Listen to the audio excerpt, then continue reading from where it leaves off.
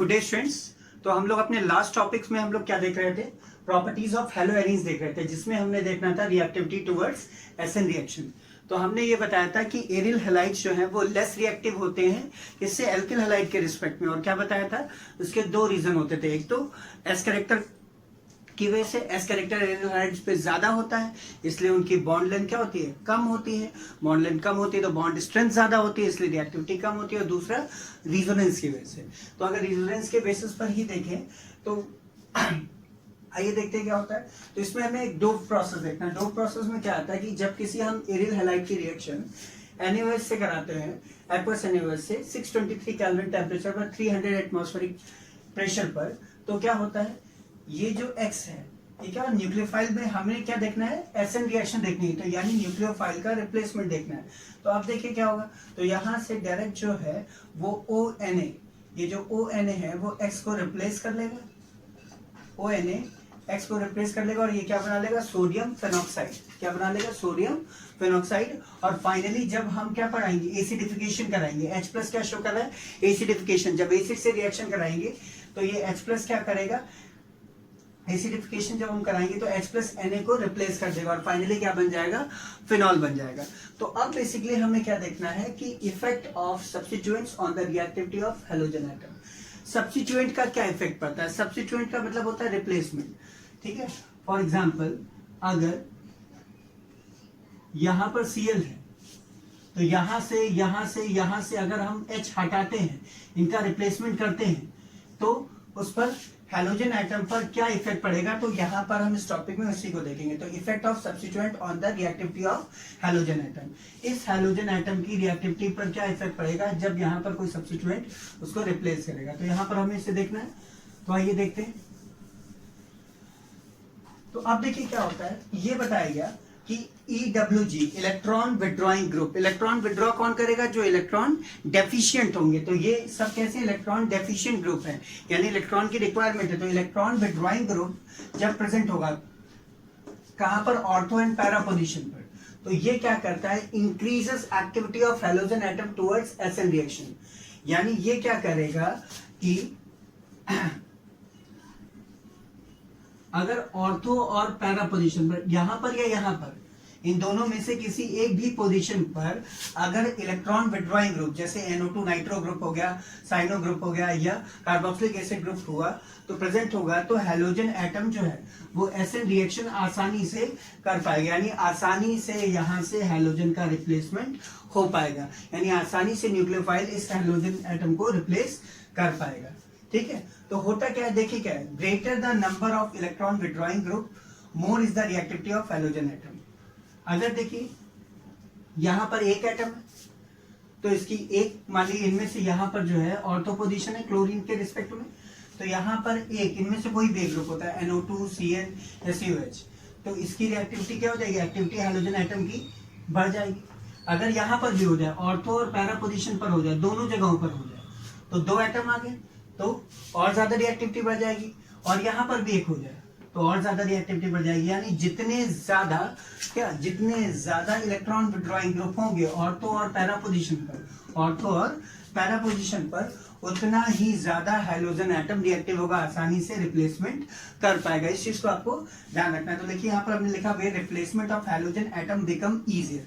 तो जितने ज्यादा ग्रुप होंगे, या मान लीजिए एक ही ग्रुप है इलेक्ट्रॉन विड्रॉइंग, ज्यादा ग्रुप होंगे तो ज्यादा रिएक्टिविटी। अभी हम बात करते हैं केवल एक ग्रुप की, मान लीजिए इलेक्ट्रॉन विड्रॉइंग ग्रुप किसी भी ऑर्थो या पैरा पोजीशन पर प्रेजेंट है, तो यहां से हैलोजन एटम का रिप्लेसमेंट आसान हो जाता है और उससे यहां से आसानी से कोई दूसरा न्यूक्लियोफाइल यहां पर आकर के ऐड हो जाएगा। और इस प्रोसेस को हम कहते हैं एक्टिवेशन। इस प्रोसेस को हम क्या कहते हैं, activation. Replacement of halogen atom become easier. और यहाँ पर ये क्या कहलाएगा, एक्टिवेशन ऑफ हैलोजन एटम। क्यों, क्योंकि क्या होता है, ऑर्थो और पैरा पोजीशन पर इलेक्ट्रॉन विड्रॉइंग ग्रुप के प्रेजेंट होने की वजह से इसका रिप्लेसमेंट आसान हो जाता है, यानी ये ग्रुप एक्टिवेट हो जाता है, इसकी एक्टिविटी बढ़ जाती है। तो ये क्या कहलाता है, एक्टिवेशन ऑफ क्लोरीन एटम।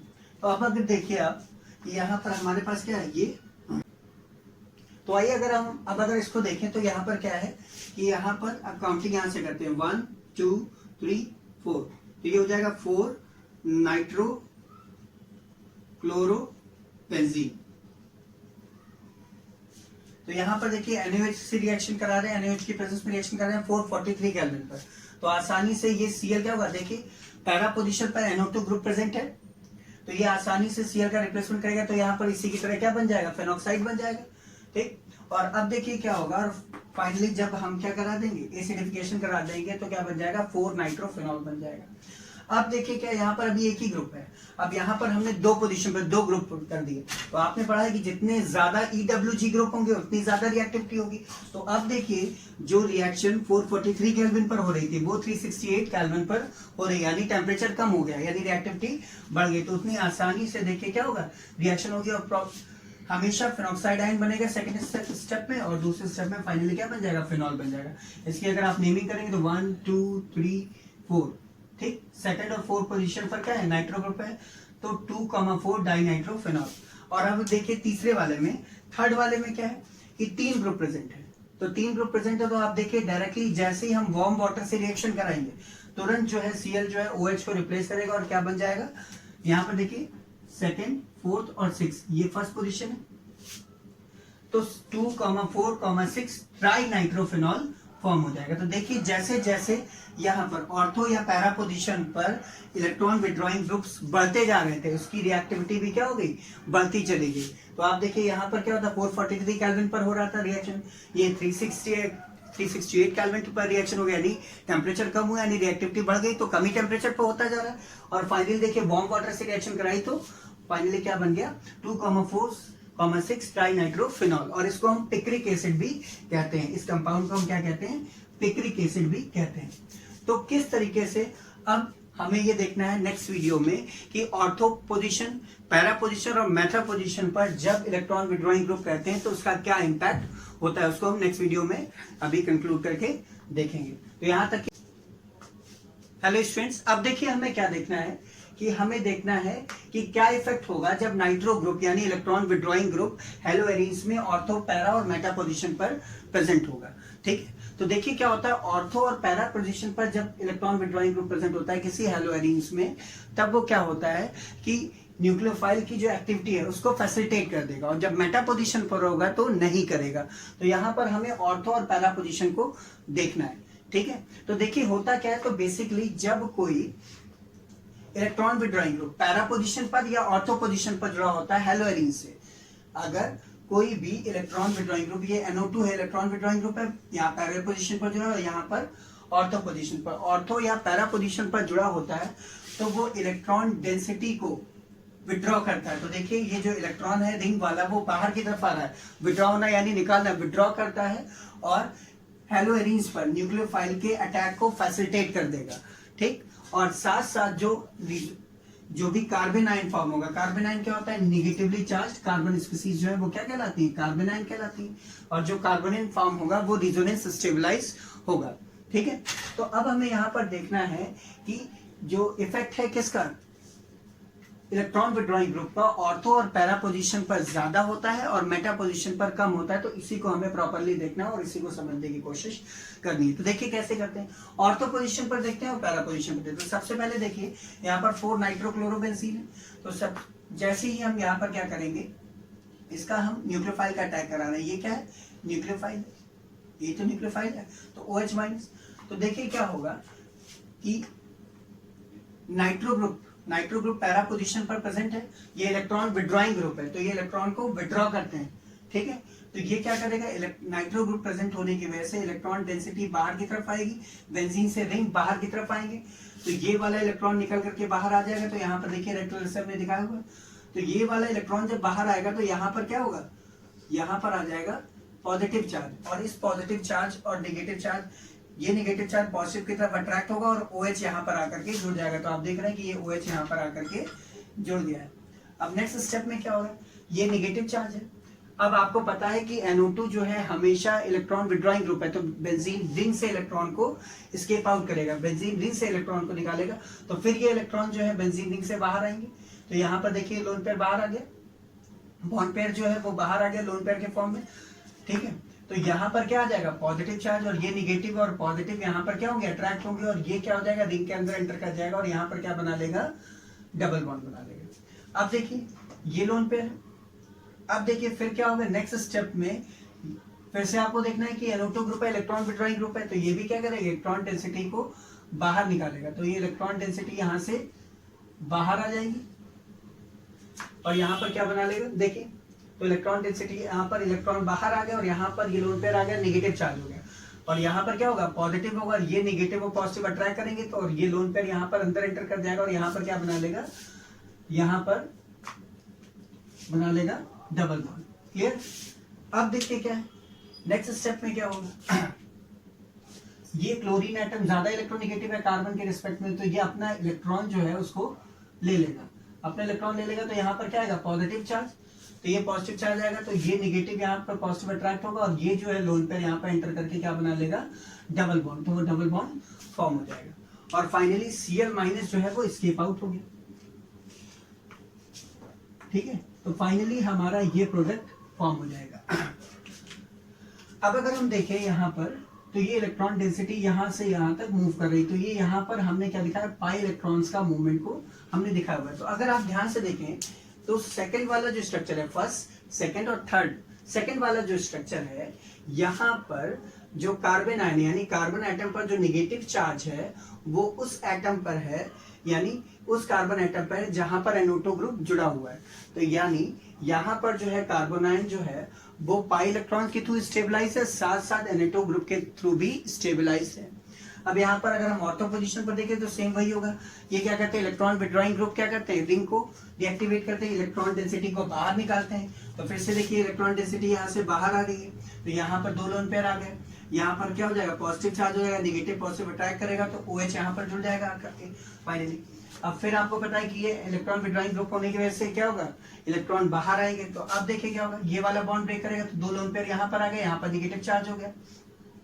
ठीक, अब जब ये यहाँ पर इलेक्ट्रॉन तो यहाँ पर क्या हो जाएगा, पॉजिटिव हो जाएगा और ये इलेक्ट्रॉन यहाँ पर एंटर कर जाएंगे और यहाँ पर क्या बना लेंगे, फाइनली डबल बॉन्ड बन जाएगा। ठीक है, अब फिर से आप देखेंगे कि ये इलेक्ट्रॉन जो है वो बाहर की तरफ आएंगे, तो ये इलेक्ट्रॉन बाहर की तरफ आ रहे हैं, इस क्यों आ रहे हैं बाहर की तरफ, क्योंकि NO2 ग्रुप जुड़ा हुआ है। तो यहाँ पर क्या हो जाएगा, देखिए लोन पेयर अगर यहाँ पर क्या होगा, पॉजिटिव चार्ज, ये पॉजिटिव और नेगेटिव क्या हो गए, अट्रैक्ट करेंगे तो लोन पेयर एंटर कर जाएगा और यहाँ पर क्या बना लेगा, डबल बॉन्ड। फाइनली क्या होगा, फिर ये जो Cl जो है वो अपने इलेक्ट्रॉन ले लेगा और Cl माइनस के फॉर्म में बाहर आ जाएगा और यहाँ पर क्या बन जाएगा, एक डबल बॉन्ड बन जाएगा।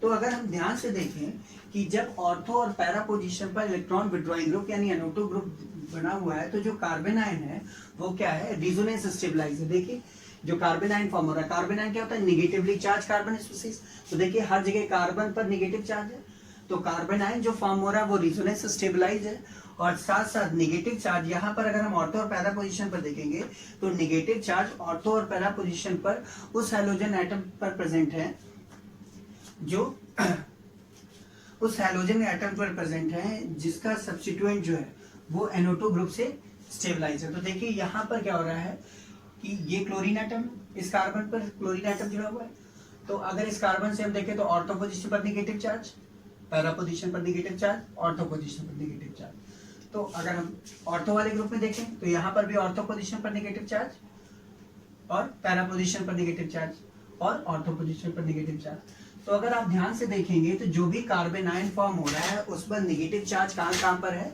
ऑर्थो और पैरा पोजीशन पर है। और साथ साथ अगर हम दोनों स्ट्रक्चर्स को, दोनों ऑर्थो और पैरा के रेजोनेटिंग स्ट्रक्चर को देखें कि दोनों में एक स्ट्रक्चर ऐसा भी है जहां पर नेगेटिव चार्ज उस कार्बन एटम पर है जहां पर NO2 ग्रुप जुड़ा हुआ है। तो यहाँ पर देखिए सेकेंड स्ट्रक्चर और यहाँ पर फर्स्ट वाले स्ट्रक्चर में नेगेटिव चार्ज वहां पर है जहां पर कार्बन से नाइट्रो ग्रुप भी जुड़ा हुआ है। ठीक, तो यानी जब ऑर्थो और पैरा पोजीशन पर नाइट्रो ग्रुप जुड़ा होगा, जब ऑर्थो और पैरा पोजीशन पर नाइट्रो ग्रुप जुड़ा होगा तो जो कंपाउंड बनेगा वो रेजोनेंस स्टेबलाइज होगा। क्यों? क्योंकि कार्बन आयन जो है वो रेजोनेंस स्टेबलाइज है और साथ साथ वो NO2 ग्रुप के थ्रू, इलेक्ट्रॉन विड्रॉइंग ग्रुप के थ्रू भी स्टेबलाइज रहेगा। तो ये रिलेशंस, तो अब देखिए हमने ऑर्थो और पैरा पोजीशन पर तो देख ली थी, अब हमने किस पर देखनी है रिएक्टिविटी, मेटा पोजीशन पर। तो अगर देखिए NO2 ग्रुप क्या है, Cl आइटम से जुड़े हुए कार्बन से, यहाँ से देखिए क्या है, मेटा पोजीशन पर। मेटा पोजीशन कैसे आइडेंटिफाई करते थे कि ये CCX बॉन्ड जो है उसके कार्बन के नेक्स्ट वाले कार्बन पर, देखिए इस वाले कार्बन के जब नेक्स्ट वाले कार्बन पर होगा तो क्या होगा, मेटा पोजीशन। तो मेटा पोजीशन पे भी अगर हम देखेंगे तो क्या होगा, आपको पता ही है कि NO2 इलेक्ट्रॉन विड्रॉइंग ग्रुप है, इलेक्ट्रॉन डेंसिटी को रिंग से विड्रॉ करेगा, सब कुछ वैसे ही रहेगा। तो ये इलेक्ट्रॉन डेंसिटी बाहर की तरफ आएगी, तो जो कि लोन पे इलेक्ट्रॉन के फॉर्म में आपको दिख रही है ना। और ये यहाँ पर क्या हो जाएगा, पॉजिटिव चार्ज, तो ये पॉजिटिव नेगेटिव को अट्रैक्ट करेगा, तो यहाँ पर OH अटैक करेगा और OH यहाँ पर आकर के क्या हो गया, जुड़ गया है। अब देखिए फिर से क्या होगा, फिर से ये इलेक्ट्रॉन डेंसिटी बाहर की तरफ मूव करेगी, तो ये क्या होगा, तो ये इलेक्ट्रॉन्स यहाँ पर आ गए, यहाँ पर नेगेटिव चार्ज है और यहाँ पर क्या आएगा, पॉजिटिव चार्ज, तो ये नेगेटिव इस पॉजिटिव को अट्रैक्ट करेगा, तो ये इलेक्ट्रॉन यहाँ पर एंटर कर जाएंगे, तो यहाँ पर ये जो देखिए बॉन्ड बन गया। अब नेक्स्ट स्टेप में क्या होगा, अब ये वाला जब बॉन्ड ब्रेक करेगा, ये वाला जब बॉन्ड ब्रेक करेगा, तो इलेक्ट्रॉन बाहर आ जाएंगे, तो यहाँ पर क्या आ जाएगा, नेगेटिव चार्ज आ जाएगा। और जब ये नेगेटिव चार्ज आ जाएगा तो उस केस में क्या होगा, यहाँ पर होगा पॉजिटिव चार्ज, तो ये पॉजिटिव नेगेटिव अट्रैक्ट करेगा, ये बॉन्ड एंटर कर जाएगा और यहाँ पर क्या बन जाएगा, डबल बॉन्ड।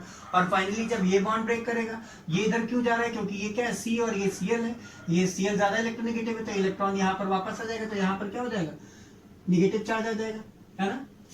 तो अब देखिए क्या हो गया, और ये बॉन्ड यहाँ पर एंटर कर जाएगा, क्योंकि यहाँ पर क्या होगा, पॉजिटिव, तो पॉजिटिव नेगेटिव अट्रैक्ट करेगा और यहाँ पर क्या बन जाएगा, ये बॉन्ड बन जाएगा। तो फाइनली अब देखिए क्या हो रहा है, तो अगर हम ध्यान से देखें तो यहाँ जो नेगेटिव चार्ज है, यहाँ पर जो नेगेटिव चार्ज है, जो कार्बन आयन फॉर्म हो रहा है, वहां पर नेगेटिव चार्ज किसी भी ऐसे कार्बन पर नहीं है जो NO2 से जुड़ा हो। यहाँ से देखिए, यहाँ पर नेगेटिव चार्ज है, यहाँ पर क्या NO2 जुड़ा हुआ है, नहीं जुड़ा हुआ है। यहाँ पर नेगेटिव चार्ज है, यहाँ पर NO2 जुड़ा हुआ है, नहीं जुड़ा हुआ है। यहाँ पर नेगेटिव चार्ज है, NO2 जुड़ा हुआ है, नहीं जुड़ा हुआ है। तो यानी मेटा पोजीशन पर जब रिएक्शन होगी न्यूक्लियोफाइल की, तो उस केस में क्या होगा कि जो भी कार्बन आयन फॉर्म होता है वो रेजोनेंस स्टेबलाइज तो होता है, लेकिन NO2 ग्रुप से स्टेबलाइज नहीं होगा। जबकि देखिए पैरा पोजीशन पर, यहाँ पर ये वाला स्ट्रक्चर में देखिए क्या, नेगेटिव चार्ज वहां पर है जहां पर NO2 ग्रुप जुड़ा हुआ है। ऑर्थो के केस में देखिए क्या था, ऑर्थो के केस में फर्स्ट वाला स्ट्रक्चर था, नेगेटिव चार्ज वहां पर है जहां पर NO2 ग्रुप जुड़ा हुआ है ना। यहाँ पर भी तो ऐसा ही था, तो आप ध्यान रखिए। तो ऑर्थो और पैरा पोजीशन के केस में जो नेगेटिव चार्ज था वो स्टेबलाइज था NO2 ग्रुप के थ्रू, ये इस NO2 ग्रुप से भी स्टेबलाइज है और साथ साथ पाई इलेक्ट्रॉन से भी स्टेबलाइज है, जो बेंजीन रिंग का पाई इलेक्ट्रॉन है उससे भी स्टेबलाइज है, ठीक है। जबकि अगर हम मेटा पोजीशन की स्टडी करेंगे, अगर मेटा पोजीशन की स्टडी करेंगे तो यहाँ पर जो मेटा पोजीशन पर स्टडी करेंगे तो जो कार्बन आयन है वो केवल स्टेबलाइज किससे, pi electron of benzene ring से स्टेबलाइज है, NO2 से स्टेबलाइज नहीं है, क्योंकि नेगेटिव चार्ज जो है वो उस कार्बन एटम पर नहीं है जहां पर NO2 ग्रुप जुड़ा हुआ है। तो इसकी वजह से क्या होगा, ये NO2 से भी स्टेबलाइज है, ऑर्थो और पैरा पोजीशन वाला जो क्या हेलो एरीन है वो NO2 ग्रुप से भी स्टेबलाइज है, साथ साथ बेंजीन रिंग से भी स्टेबलाइज है, तो ये ज्यादा स्टेबल होगा। और ये केवल पाई इलेक्ट्रॉन से स्टेबलाइज है, तो ये कम स्टेबल होगा, है ना। ये मेटा पोजीशन वाला सब्स्टिट्यूएंट कम स्टेबल और ऑर्थो और पैरा पोजीशन वाला ज्यादा स्टेबल। तो होता यह है कि मेटा पोजीशन वाले पर NO2 ग्रुप जो है वो मेटा पोजीशन का जो कार्बन आयन है वो NO2 ग्रुप से स्टेबलाइज ना होने की वजह से लेस स्टेबल होता है और क्लोरीन एटम की रिएक्टिविटी, हेलो एरीन्स पर क्लोरीन एटम की रिएक्टिविटी पर कोई भी इफेक्ट नहीं डालता है। तो अगर कंक्लूजन में हम ये कहें कि जब ऑर्थो और पैरा पोजीशन पर किसी भी हेलो एरीन्स के ऑर्थो और पैरा पोजीशन पर इलेक्ट्रॉन विड्रॉइंग ग्रुप प्रेजेंट होता है, तो वहां पर जो कार्बन होता है वो स्टेबलाइज होता है बेंजीन रिंग के पाई इलेक्ट्रॉन से, साथ साथ इलेक्ट्रॉन विड्रॉइंग ग्रुप से भी स्टेबलाइज रहता है। तो इसलिए वो ज्यादा स्टेबल होता है, इसलिए वो क्या करेगा, CCl की यानी क्लोरीन एटम की रिएक्टिविटी को बढ़ा देगा हेलो एरीन्स पर, और क्लोरीन एटम आसानी से रिप्लेस हो जाएगा न्यूक्लियोफाइल्स के थ्रू। लेकिन अगर हम बात करेंगे मेटा पोजीशन की, तो मेटा पोजीशन पर जो कार्बन आयन होगा वो केवल पाई इलेक्ट्रॉन से स्टेबलाइज होगा, NO2 ग्रुप से स्टेबलाइज नहीं होगा, तो वो लेस स्टेबल होगा। तो इस वजह से वो इस CCl की रिएक्टिविटी पर, क्लोरीन एटम की रिएक्टिविटी पर कोई भी इंपैक्ट नहीं डालेगा। तो यही हमारा टॉपिक था, तो ये टॉपिक खत्म हो गया।